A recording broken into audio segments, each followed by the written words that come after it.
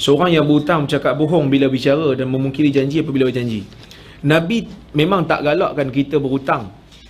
Bahkan dalam hadis Nabi SAW doa supaya Allah Ta'ala jauhkan dia daripada hutang. Tu dalam doa kita doa, Allahumma inni a'udzubika min azabi jahannam wa a'udzubika min azabil qabr wa a'udzubika min fitnatil masihid dajjal wa a'udzubika min fitnatil mahya wal mamat wa a'udzubika minal maghram wal minal ma'sam wal maghram, daripada dosa dan hutang. Pasal apa hutang?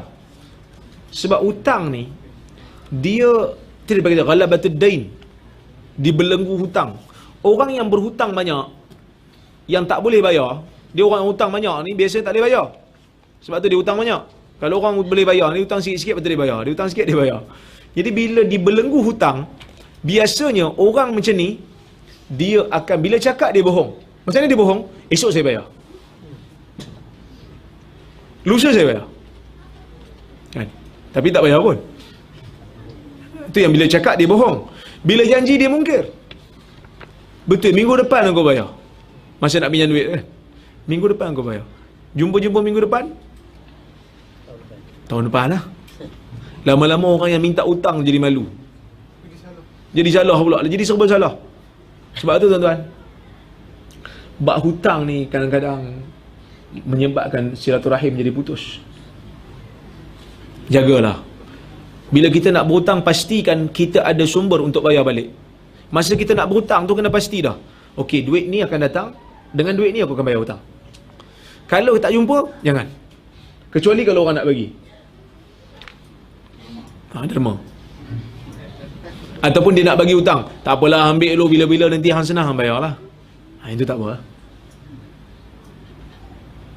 Sebab hutang ni dia bahaya.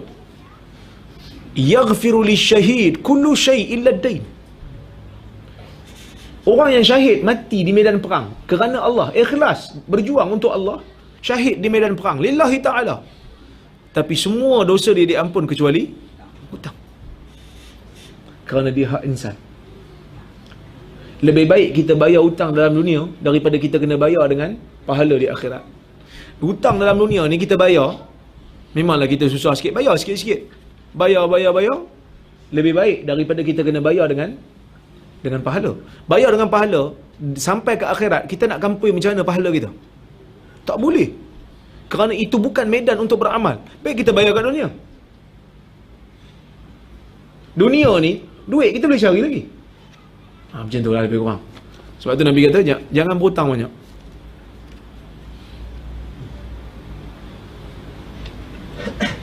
Adakah perlu wanita